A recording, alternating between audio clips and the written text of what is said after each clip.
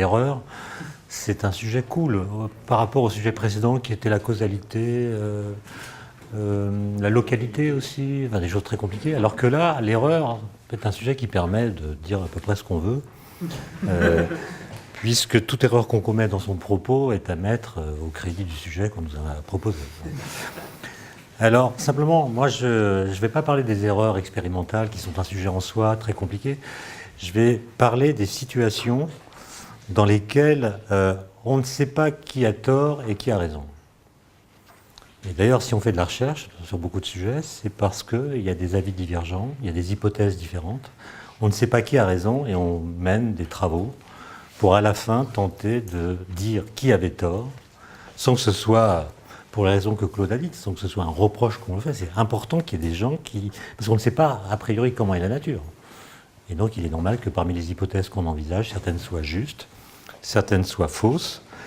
Et ceux qui ont envisagé des hypothèses fausses ne sont pas moins utiles que ceux qui ont imaginé des hypothèses vraies. Au contraire. Bon. Alors d'abord, qu'est-ce que c'est que la physique ? Moi, j'en sais rien. Simplement, j'aime beaucoup une phrase ou une analyse qui a été faite par un philosophe des sciences qui s'appelle Alexandre Koyré, qui s'est beaucoup intéressé à la période où la physique moderne est née, c'est-à-dire la période qui démarre avec Galilée, qui se prolonge avec Newton. Et il avait une formule que je trouve assez éclairante. Il disait le pari de la physique moderne, donc celle qui naît au XVIIe siècle, c'est qu'on peut expliquer le réel par l'impossible. Alors, c'est une phrase curieuse, il faut la comprendre. Elle signifie que le pari de la physique, qui démarre donc avec Galilée, c'est que les lois physiques, dont Galilée est le premier à penser qu'elles peuvent s'écrire sous forme mathématique, il pensait à la géométrie, c'est pas la géométrie qui a été d'emblée utile, mais il y avait quand même l'idée que le langage de la nature était créé, et ce sont les mathématiques. Eh bien, les lois physiques disent le contraire de ce qu'on observe. Hein, on croit souvent que le but de la physique, c'est de décrire le réel, empirique, etc. Mais en fait, les lois physiques, elles disent exactement le contraire de ce qu'on observe. De sorte que si on veut les découvrir, eh bien, il faut transpercer l'écran du sensible pour découvrir le plan intelligible qu'il recouvre. La première loi physique moderne, c'est la chute des corps. Galilée montre que contrairement à ce qu'on voit, les objets les plus lourds tombent exactement à la même vitesse que les objets les plus légers. Donc la loi dit le contraire de ce qu'on observe. Ce qui fait que si on fait confiance à la loi, on doit réinterroger l'observation, changer son interprétation et penser, et Galilée est le premier à le faire, que lorsque des corps tombent, il y a la gravité qui en effet les fait tous tomber à la même vitesse, et puis il y a une autre force, la résistance de l'air, qui n'agit pas de la même façon sur les corps lourds et les corps légers.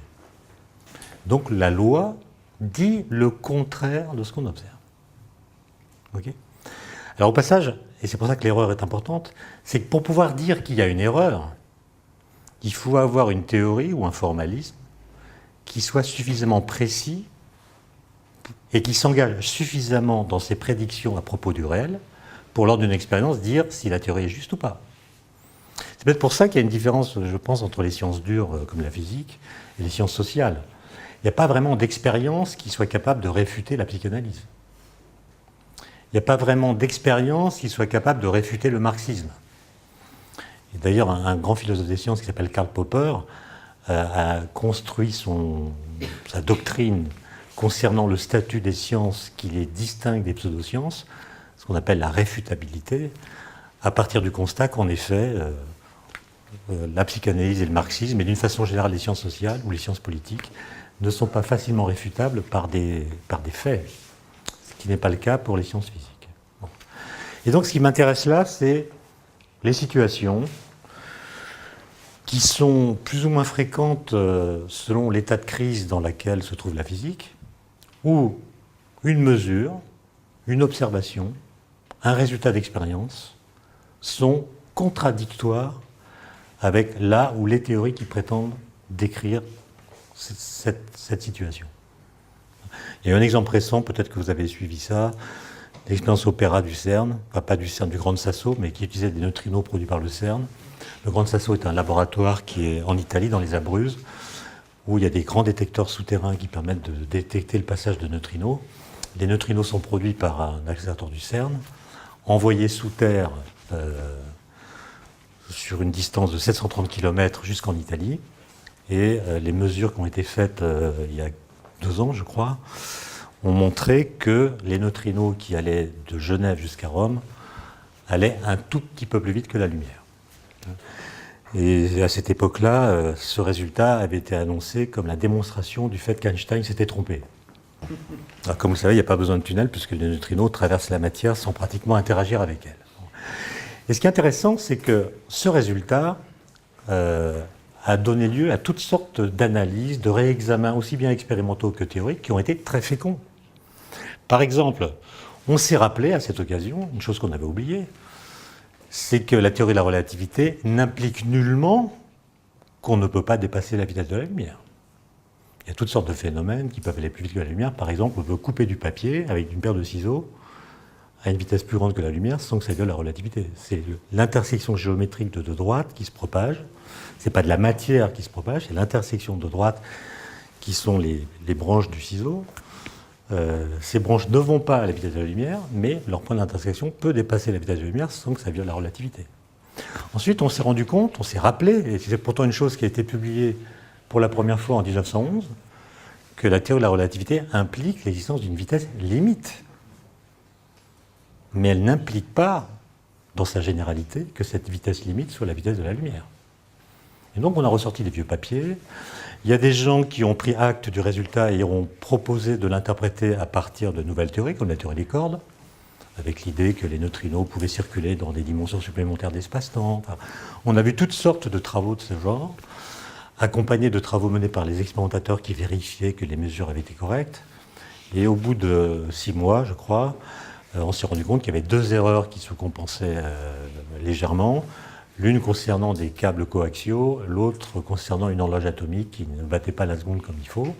Mais il y a eu à cette occasion-là une réflexion très profonde qu'on a pu suivre en continu à propos des fondamentaux de la physique, que ce soit la mécanique quantique, que ce soit la théorie de la relativité restreinte et que ce soit aussi la théorie de la relativité générale, puisqu'en relativité générale, la question de savoir ce que veut dire mesurer un temps de vol n'est pas une question triviale.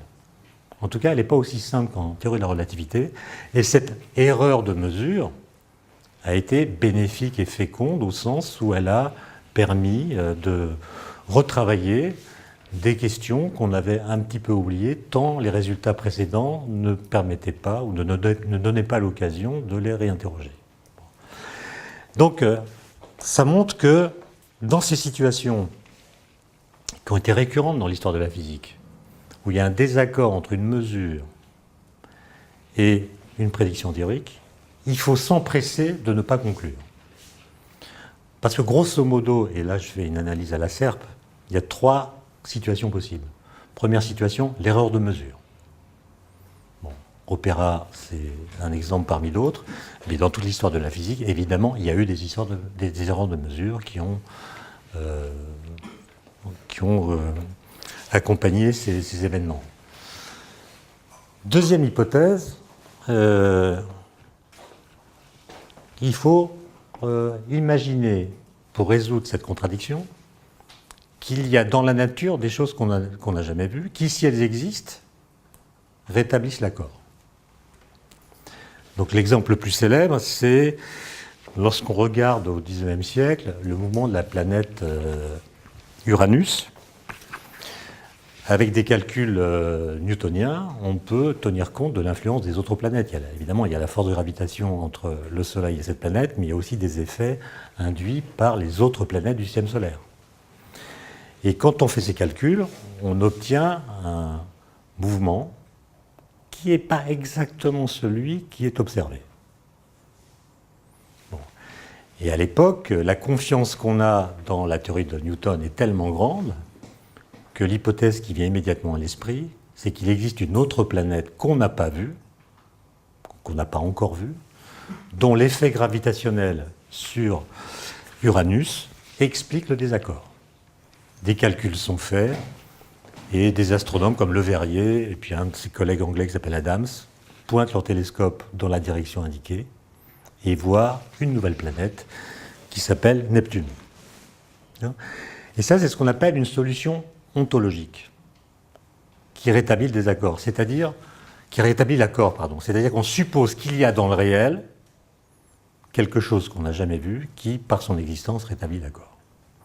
Donc là, on a prédit l'existence d'une nouvelle planète, c'est évidemment spectaculaire, mais on n'a jamais fait que prédire un exemplaire de plus ou un membre de plus dans une famille, c'est des planètes qui étaient déjà connues. Et donc il y a eu même des cas qui se sont répétés, un peu semblables à celui-ci, où la solution ontologique a été plus spectaculaire. Évidemment, le cas le plus simple que je pense vous connaissez, c'est le problème de la radioactivité bêta.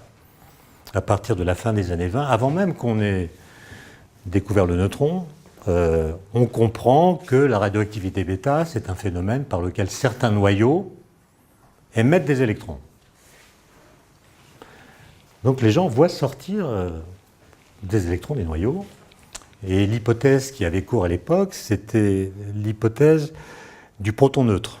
C'est-à-dire on pensait, parce qu'on savait que la masse d'un noyau était plus grande que la masse de ses protons, la somme des masses de ses protons, et que la différence entre la masse d'un noyau et la masse de ses protons, c'était un nombre entier 2 fois la masse d'un proton. Donc les gens pensaient, c'est Rutherford qui avait émis cette hypothèse, qu'il y avait dans les noyaux ce qu'on appelle des protons neutres. Et il allait de soi que les protons neutres, c'était des protons agglomérés à des électrons, des espèces d'atomes d'hydrogène miniatures, de sorte qu'on considérait que dans le noyau n'existaient comme seule particule que des protons positifs et des protons neutres, c'est-à-dire des protons des électrons. Et la radioactivité bêta qui montrait que sortaient des noyaux, dans certaines situations, et pour certains noyaux, des électrons, était considérée comme une validation de cette hypothèse. Bon. Mais en fait, quand on fait des calculs, on s'aperçoit que si le neutron ou le proton neutre, qu'on va à partir de 1932 appeler le neutron, à partir du moment où on constate que c'est vraiment une particule aussi élémentaire que le proton. Mais si vous supposez que le proton se désintègre en 2 corps, car le neutron devient un proton plus un électron. Et si vous supposez que dans cette transformation sont conservées à la fois l'énergie et l'impulsion, il y a un calcul que vous avez certainement fait qui montre que l'énergie de l'électron est une fonction qui ne dépend que de la masse des 3 particules mises en jeu. Il y a la masse du proton, la masse du neutron, la masse de l'électron, qui sont fixes. Et donc ce résultat vous dit que l'électron émis par radioactivité bêta doit avoir toujours la même énergie, qui est notamment indépendante du noyau qui émet cet électron. Lise Meitner et d'autres physiciens font des mesures avec des appareils qui commencent à permettre des mesures précises de l'énergie des électrons, qui montrent que ce n'est pas du tout ça qu'on voit. On voit que l'électron peut avoir une énergie qui peut prendre n'importe quelle valeur entre une valeur nulle et la valeur limite qu'on avait calculée par le calcul que je viens d'évoquer. Il y a un spectre, et non pas une valeur fixe. Et ça, c'est un sujet qui va préoccuper les physiciens pendant 3 ans, au moins 3 ans, et qu'on appelle le puzzle de la radioactivité bêta. Et la plupart des grands physiciens, à commencer par Bohr, font l'hypothèse que la loi physique qu'on a utilisée pour calculer l'énergie de l'électron doit être fausse. Or, cette loi, c'est la conservation de l'énergie. Et Bohr écrit un texte dans lequel il dit qu'il faut imaginer que dans la radioactivité bêta, compte tenu du désaccord que nous observons entre la prédiction et les mesures expérimentales, il faut renoncer à la loi qui a permis les calculs. Et donc il explique que la conservation de l'énergie ne doit valoir qu'en moyenne, de façon statistique, dans les phénomènes microscopiques. Ce faisant, d'ailleurs, il abandonne l'idée que le temps est homogène ou uniforme, parce que ce qui nous permet de dire que le temps est uniforme, c'est l'invariance des lois physiques au cours du temps. C'est parce que les lois physiques ne changent pas au cours du temps qu'on peut dire que le cours du temps est uniforme. Mais Bohr, tout prix Nobel qu'il est, il est prêt à liquider cette loi. Et je ne crois pas qu'il connaissait le théorème de Noether, en fait. C'est une question ouverte, ça. Je n'ai pas réussi à avoir l'information. Mais vous voyez bien que si les lois physiques se mettent à dépendre du temps, ça va être compliqué de faire de la physique. D'accord ? Et même votre micro-ondes que vous achetez au supermarché parce qu'il était calculé selon les équations de Maxwell d'une certaine époque, si les équations de Maxwell évoluent, il pourrait ne pas marcher. D'accord ?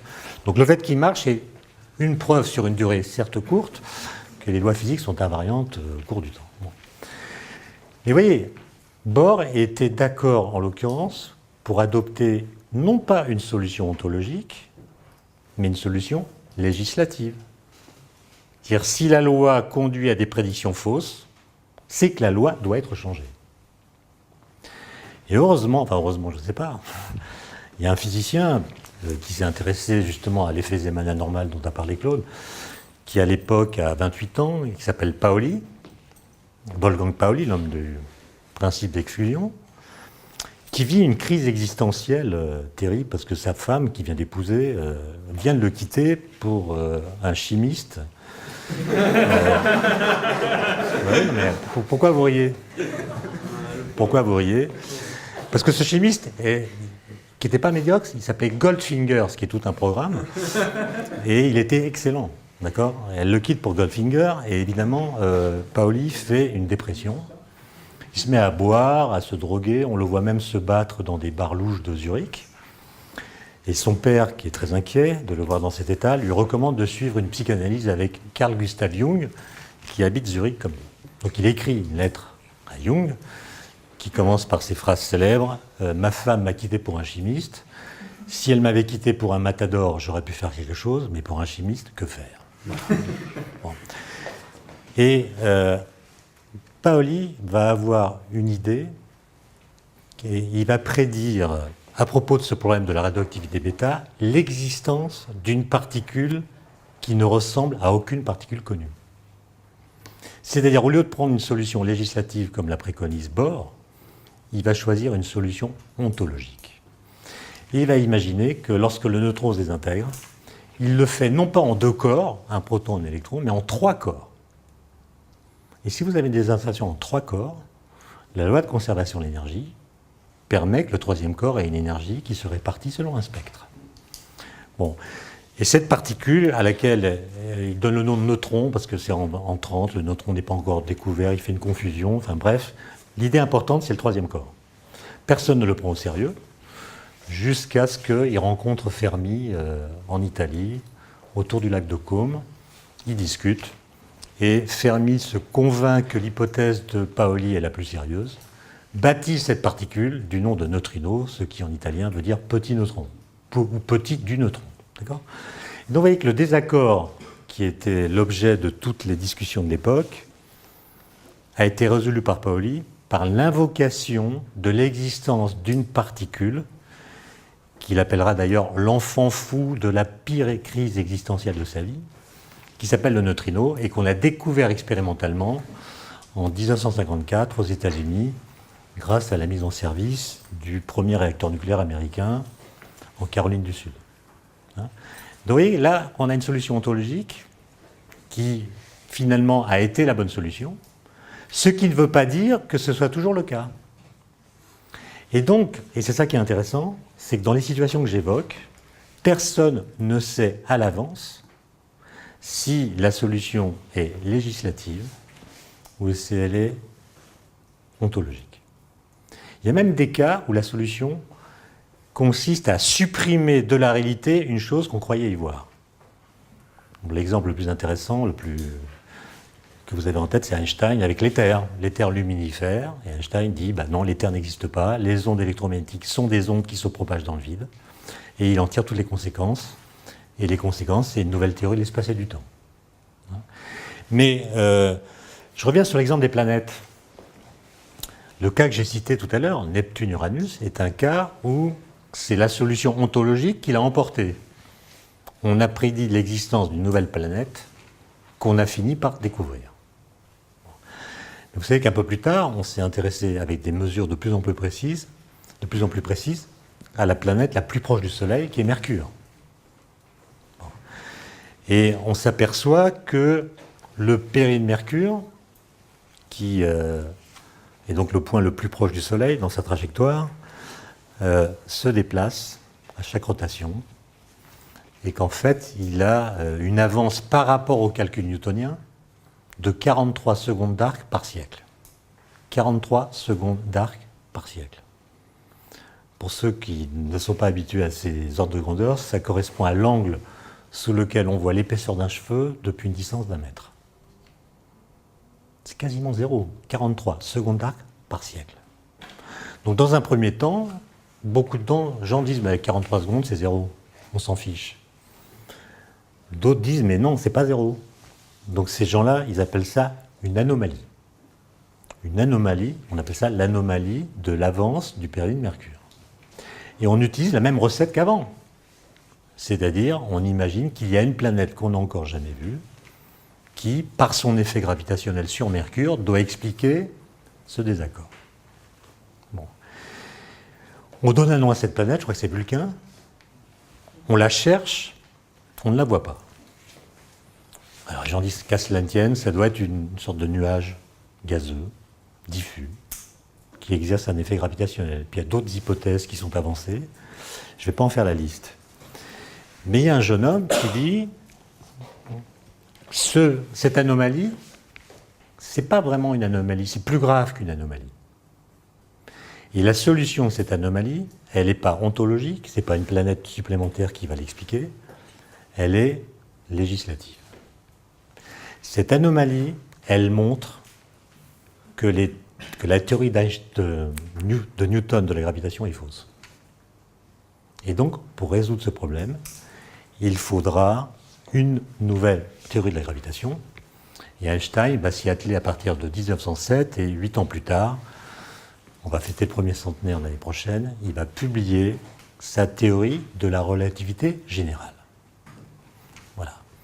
Et dès qu'il l'a publié, en plusieurs articles qui paraissent en novembre 1915, il applique son équation, l'équation d'Einstein, à la résolution du problème du période de Mercure. Et il trouve 43 secondes d'arc par siècle. Il est tellement ému qu'il écrit à son ami Ehrenfest, il a des palpitations très intenses qui vont durer plus de 24 heures et qui vont pratiquement le tuer. Il a peur de mourir, tellement il est excité. C'est normal, vous prédisez à partir d'une nouvelle théorie un calcul, une mesure qui est exactement celle qui a été mesurée avec une précision incroyable. Donc il a touché le réel, pour le dire de façon résumée. Et l'histoire que je viens de vous raconter, eh ben, c'est l'histoire qu'on trouve dans tous les bouquins. Mais elle est fausse. Voilà. C'est une erreur. Et ça, on le sait depuis quelque temps. Et là, je vais vous montrer. Je ne peux pas vous le montrer comme ça, parce que... Mais peut-être avant de partir, vous pourrez voir. On a retrouvé, c'est le petit-fils de Michele Besso, qui était un ami proche d'Einstein. Ils avaient fait une partie de leurs études ensemble. Ils avaient travaillé à l'élaboration de la théorie de la relativité à Berne à partir de 1905. A retrouvé dans une malle que possédait son grand-père, Michele Besso, des manuscrits. Alors j'ai ici ces manuscrits. Ce sont des facsimilés. Les originaux sont à Paris au musée des lettres et manuscrits. Manuscrits dans lesquels on voit des calculs, des brouillons de calculs, tantôt écrits par Besso lui-même, son écriture est reconnaissable, tantôt écrits par Einstein. D'accord ? Alors, je n'ai pas le temps, évidemment, de vous commenter tout ça. Ça a été étudié par des historiens des sciences, par des physiciens spécialistes de l'histoire, de la genèse de la relativité générale. Et ce que montrent ces brouillons, qui datent de 1913, est assez étonnant. Alors pourquoi ? Parce que, je vous l'ai dit, Einstein, en 1907, il comprend, lors d'une après-midi de mai, il est assis à son bureau à l'Office fédéral de la propriété intellectuelle, il comprend un truc tout bête, qu'on peut lire directement dans les équations de Newton, à savoir qu'un observateur qui tombe ne sent pas son propre poids. Voilà. C'est une phrase bizarre, parce que si vous tombez, c'est sous l'effet de votre poids. Mais le fait de tomber vous met dans un mouvement accéléré qui est le même que celui de tous les corps qui tombent avec vous. Donc par rapport à vous, les objets qui tombent avec vous sont en apesanteur. Tout se passe comme s'ils étaient libérés de la gravitation. Donc la gravitation qui vous fait tomber vous libère de la gravitation. C'est bizarre. Et ce qui montre, c'est qu'un mouvement accéléré peut mimer un champ de gravitation. c'est ce qu'il appelle le principe d'équivalence. Et c'est à partir de ce principe qu'il va travailler à une nouvelle théorie de la gravitation. À partir de 1909, il a un poste à Prague. Et c'est là-bas qu'il se rend compte qu'il ne pourra pas formuler une théorie relativiste de la gravitation dans un espace-temps de Minkowski. Un espace-temps qui est celui de la relativité restreinte. Qui fera une autre forme d'espace-temps, riemanien par exemple, ou avec une certaine courbure. Et il sait que le mathématicien qui peut l'aider à travailler à cette nouvelle théorie s'appelle Grossmann. C'était son professeur au Polytechnicum de Zurich, dont il séchait les cours. Donc il rentre dardard à Zurich, à partir du moment où il comprend ça, pour travailler avec Grossmann. Et ils publient ensemble, en 1912, un article qui est un peu passé à la trappe de la mémoire des historiens, qui s'appelle « Esquisse de relativité générale ». Et c'est un article en deux parties. Grossmann fait la partie mathématique, Einstein fait la partie physique. Et en fait, Einstein refuse le tenseur que lui propose Grossmann, au motif qu'il n'est pas assez physique. Et donc il prend un autre tenseur. Et ce qu'on vient de découvrir là, c'est que Einstein utilise cette équation dans laquelle le tenseur n'est pas exactement celui de Grossmann, mais un autre, pour résoudre le problème du Perlin-Mercure, dont il dit dès 1908 qu'il sera le test de sa théorie. Et donc il fait le calcul, et c'est ça qu'on a retrouvé. Et le calcul qu'ils obtiennent, le résultat du calcul qu'ils obtiennent, est complètement fou. Ce n'est pas 43 secondes, c'est 20 minutes. Alors après, ils se rendent compte qu'ils se sont trompés sur la masse du Soleil, qui intervient au carré dans la formule en question. Donc ils corrigent, on voit ça, ils corrigent, mais c'est toujours très faux. Alors on pourrait se dire, mais Einstein, voyant que c'est faux, va changer de théorie. Pas du tout. Pas du tout. Et c'est pour ça que ce document est incroyable. C'est que parallèlement, il démontre ce qu'il appelle la relativité du mouvement de rotation. Il montre que le principe d'équivalence peut se généraliser à des mouvements de rotation qui peuvent être mimés, qui sont des champs de gravitation qui peuvent être mimés par certains types de mouvements. Il est tellement content d'avoir fait cette démonstration qu'il écrit dans la marge « Das stimmt », ça marche. Et puis il écrit un peu en dessous « unabhängig geprüft », c'est-à-dire prouvé de façon indépendante. D'accord ? Et donc il est prêt à liquider le Perlin-Mercure parce qu'il bénéficie d'un résultat théorique qui lui paraît plus important. D'accord ? Et en fait, on a pu reconstituer la suite de l'histoire. En 1915, au début de l'année, il veut publier ce résultat, et c'est là qu'il se rend compte qu'il y a une erreur de calcul dans sa démonstration de la relativité du mouvement de rotation. Constatant cette erreur, et constatant du coup que le résultat n'est pas acquis, il accepte la première version du tenseur de Grossmann, et c'est ça qui va donner la relativité générale. Autrement dit, quand il publie le Perlin-Mercure en janvier 1916, et qu'il reçoit les félicitations de Hilbert, qui lui dit « Mais comment vous avez fait pour calculer aussi vite ?» Il a calculé aussi vite parce qu'il a déjà fait le calcul. C'est un calcul perturbatif qu'il avait fait avec un tenseur presque similaire à celui qui a été publié par la suite. Et donc il s'était entraîné avec Bessot, comme quoi les erreurs peuvent être à la fois trompeuses, mais fécondes, puisqu'elles participent du mouvement d'avancée des connaissances. Voilà.